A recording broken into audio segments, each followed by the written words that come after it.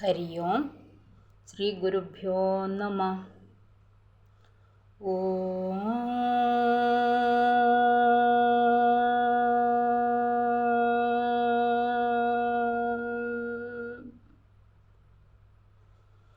ഹരിശ്രീ ഗണപതയേ നമഃ.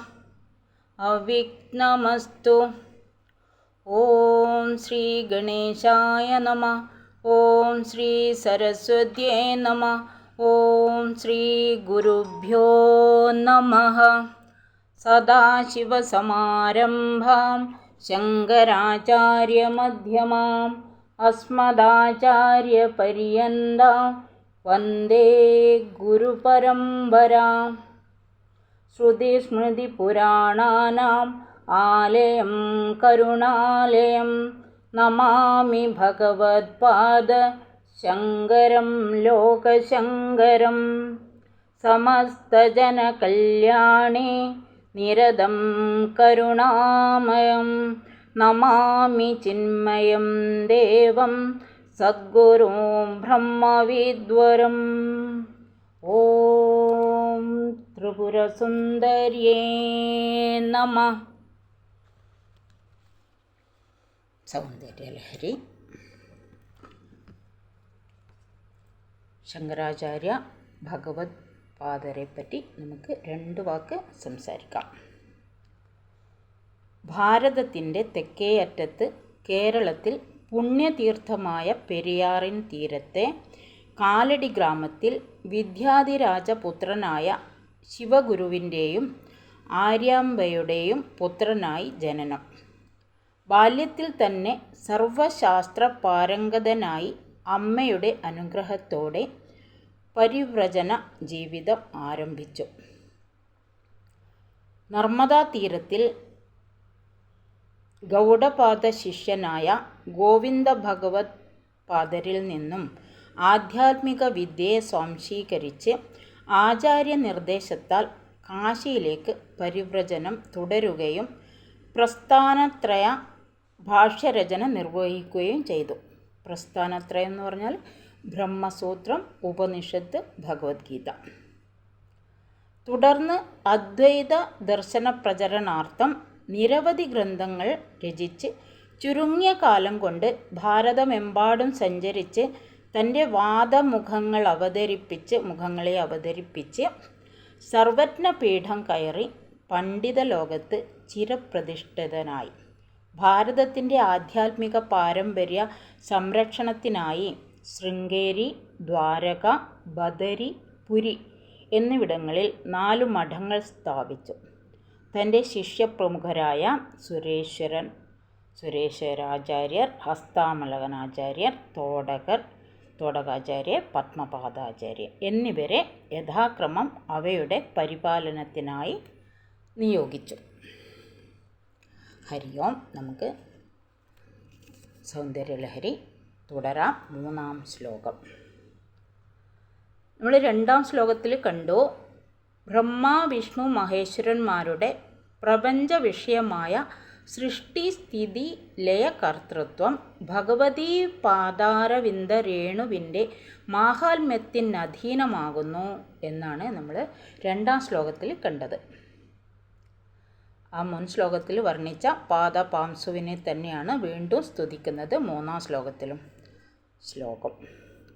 അവിദ്യാനാമന്ദസ്തിമിരമിഹിരദ്വീപനഗരീ ജഡാനാം ചൈതന്യസ്തവകമകരന്ദശ്രുതിജ്ജരീ ദരിദ്രാണാം ചിന്താമണിഗുണനികാ ജന്മജലധൗ നിമഗ്നാനാം ദംഷ്ട്രാ മുരരിപുവരാഹസ്യ ഭവതി. പദച്ഛേദം ചെയ്യാം. അവിദ്യാനാം അന്തസ്തിമിരമിഹിരദ്വീപനഗരി ജഡാനാം ചൈതന്യ തബകമകരന്ദശ്രുതിജ്ജരീ ദരിദ്രാണാം ചിന്താമണിഗുണനികാ ജന്മജലധൗ നിമഗ്നാനാം ദംഷ്ട്രാ മുരരിപുവരാഹസ്യ ഭവതി.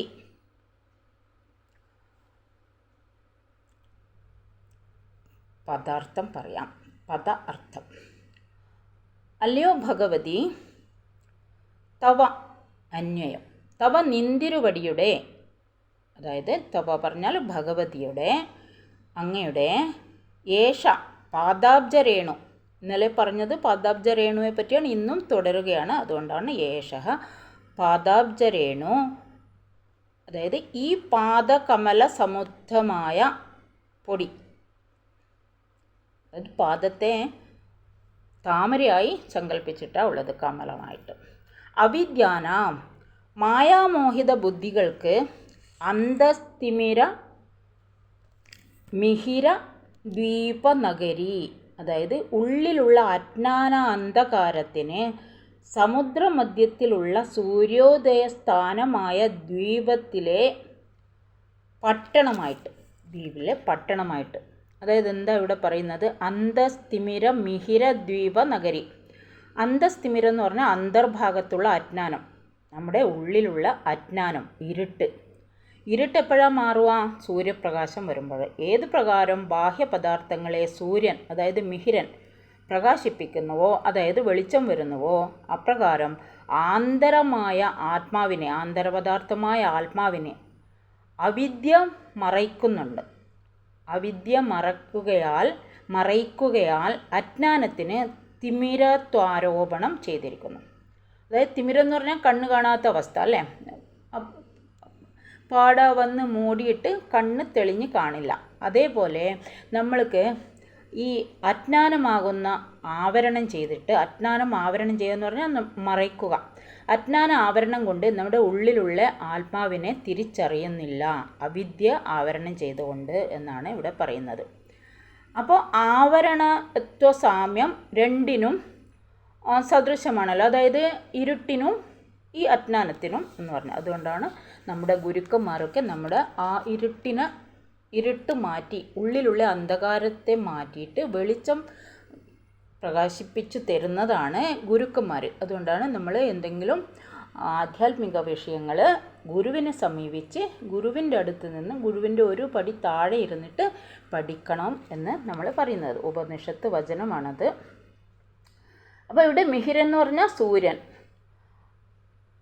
ജഡാന മന്ദബുദ്ധികൾക്ക് ചൈതന്യ സ്തബക മകരന്ദ ശ്രുതിജരി.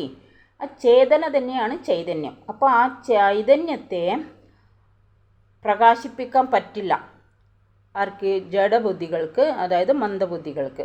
അതായത് മന്ദബുദ്ധികൾ എന്ന് പറഞ്ഞു കഴിഞ്ഞാൽ അതിനെ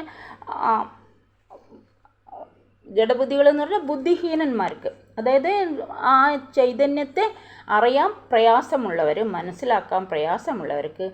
ചേതന എന്നത് മനസ്സിൽ പതിയുന്ന പദാർത്ഥങ്ങളുടെ യഥാർത്ഥ ജ്ഞാനമുണ്ടാക്കുന്നതും ബുദ്ധിവിസ്താര രൂപവുമായ ഒരു ശക്തി വിശേഷമാകുന്നു. ആ ചേതനയെ നമ്മൾ തിരിച്ചറിയണം.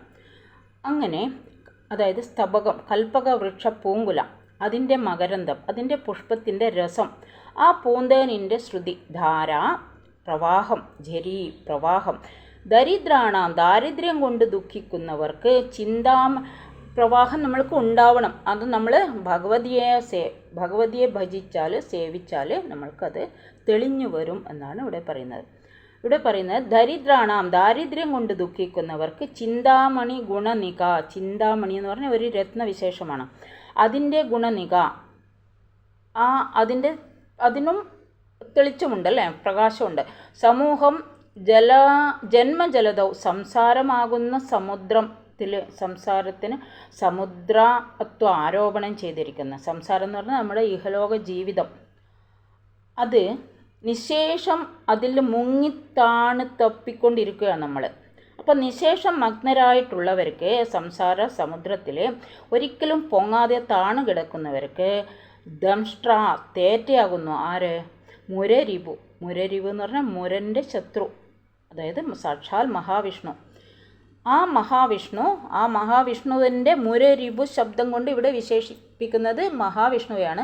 ആ മഹാവിഷ്ണുവിൻ്റെ വരാഹാവതാരത്തിലുള്ള തേറ്റയെ പറ്റിയാണ് പറയുന്നത്. എന്താ കാരണം അവിടെ വരാഹാവതാരം, വിഷ്ണുവിൻ്റെ വരാഹാവതാരം പറയാൻ കാരണം, ഭൂമി വെള്ളത്തിൽ ആണ്ടുപോയപ്പോൾ, അതായത് അസുരൻ കൊണ്ടുപോയി വെള്ളത്തിൽ ഒളിപ്പിച്ചപ്പോൾ ഭഗവാൻ വരാഹത്തിൻ്റെ രൂപത്തിൽ വന്നിട്ട്, വരാഹത്തിന് ഭൂമിയുടെ മണം ശരിക്കെടുക്കാൻ പറ്റും അത്രേ. അപ്പോൾ അതുകൊണ്ട്, അതായത് പന്നി, അപ്പം വരാഹ രൂപേണ സമുദ്രത്തിൽ മുങ്ങി തപ്പിയിട്ട് ആ തേറ്റ കൊണ്ട് ഭൂമിയെ ഉദ്ധരിച്ചു എന്നാണ് നമ്മൾക്ക് വരാഹാവതാരത്തിൻ്റെ വിശേഷ ഗുണം. അപ്പോൾ അതുകൊണ്ട് വരാഹാവതാരത്തിൻ്റെ തേറ്റ പോലെ ആയിരിക്കണം എന്നാണ് പറയുന്നത്. കാരണം ഉദ്ധരിക്കണം നമ്മളെ എന്നാണ് ഇവിടെ പറയുന്നത്. അതായത് സംസാര സമുദ്രത്തിൽ മുങ്ങിക്കുഴങ്ങുന്നവർക്ക് വരാഹമൂർത്തിയായ മഹാവിഷ്ണുവിൻ്റെ തേറ്റയായിട്ട് അങ്ങ് ഭവിക്കുന്നു, ഭഗവതി ഭവിക്കുന്നു എന്നാണ് ഇവിടെ പറഞ്ഞിട്ടുള്ളത്. സാരം പറയാം. അല്ലയോ ഭഗവതി, നിന്തിരുവടിയുടെ ഈ പാതാരവിന്ദ പാംസു, പൊടിയെപ്പറ്റി നമ്മൾ പറഞ്ഞിട്ടുണ്ട്. പാതാരവിന്ദത്തിൽ പറ്റിയ പൊടി അതെടുത്തിട്ടാണ് ബ്രഹ്മ വിഷ്ണു മഹേശ്വരന്മാർ ഈ സൃഷ്ടിസ്ഥിതിയിലെ കർത്തവ്യം നയിക്കുന്നത്. അല്ലയോ ഭഗവതി, നിന്തിരുവടിയുടെ ഈ പാതാരവിന്ദ പാംസോ അജ്ഞാനികൾക്ക് ഉള്ളിലുള്ള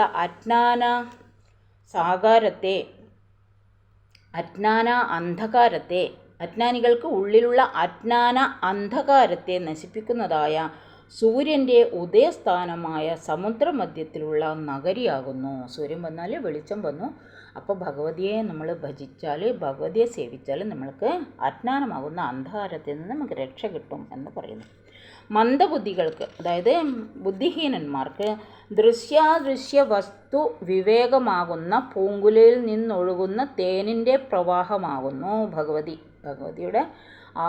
ഭഗവതിയെ ഭജിച്ചാൽ ആ പാംസു നമ്മൾ കൊണ്ട് നമ്മൾക്ക് ഇങ്ങനെയുള്ള കാര്യങ്ങളിൽ നിന്നെല്ലാം നമ്മൾക്ക് മുക്തി കിട്ടുന്നു. അതായത് ആ തേനിൻ്റെ പ്രവാഹമാകുന്നു എന്ന് പറഞ്ഞു. ആ തേൻ കുഴമ്പ് നമ്മൾ ആസ്വദിച്ച് അറിയണം. നിർധനന്മാർക്ക്, അതായത് ദരിദ്രാണാം എന്നിവിടെ പറഞ്ഞിട്ടുണ്ട്. ദരിദ്രാണാം ചിന്താമണി ഗുണനികാ ജന്മജലധോ. ദരിദ്രന്മാർക്ക് ആഗ്രഹിച്ചതൊക്കെ കൊടുക്കുന്ന ചിന്താരത്ന സമൂഹമാകുന്നു. ചിന്താമണി പറഞ്ഞാൽ രത്നസമൂഹമാണ്. അത് ആ ചിന്താമണി രത്നം പോലെ ഇരിക്കും നിർധനന്മാർക്ക്. ആഗ്രഹിച്ചതൊക്കെ കൊടുക്കും ഭഗവതി.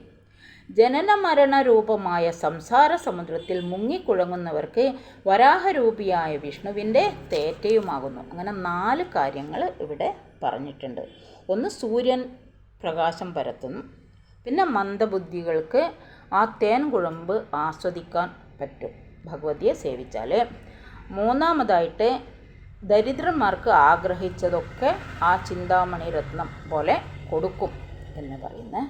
പിന്നെ പറഞ്ഞത് ജനന മരണ രൂപമായ സംസാര സമുദ്രത്തിൽ മുങ്ങിക്കുഴങ്ങുന്നവർക്ക് വരാഹരൂപിയായ വിഷ്ണുവിൻ്റെ തേറ്റയുമാകുന്നു എന്ന്. ആ തേറ്റയാണ് ഭൂമിയെ ഉയർത്തിക്കൊണ്ടുവന്നത്. അതുപോലെ ആ തേറ്റ പോലെ ഭഗവതിയാകുന്നു എന്ന് പറഞ്ഞു. ഭഗവതി നമ്മളെയും ഉദ്ധരിച്ച് കൊണ്ടുവരും നമ്മൾ ആശ്രയിച്ചാൽ എന്ന് സാരം. ഹരി ഓം. ശ്രീ ഗുരുഭ്യോ നമഃ. ഹരി ഓം. ഓം തത്സത്. കായേന വാചാ മനസേന്ദ്രിയർവ്യാ ബുദ്ധ്യാത്മനാ വാം പ്രകൃതേ സ്വഭാവാത് കരോമി അദ്യ സകലം പരസ്മൈ നാരായണായേതി സമർപ്പയാമി. ശ്രീമന്നാരായണായേതി സമർപ്പയാമി. ഹരി ഓം. ശ്രീ ഗുരുഭ്യോ നമഃ. ഹരി ഓം.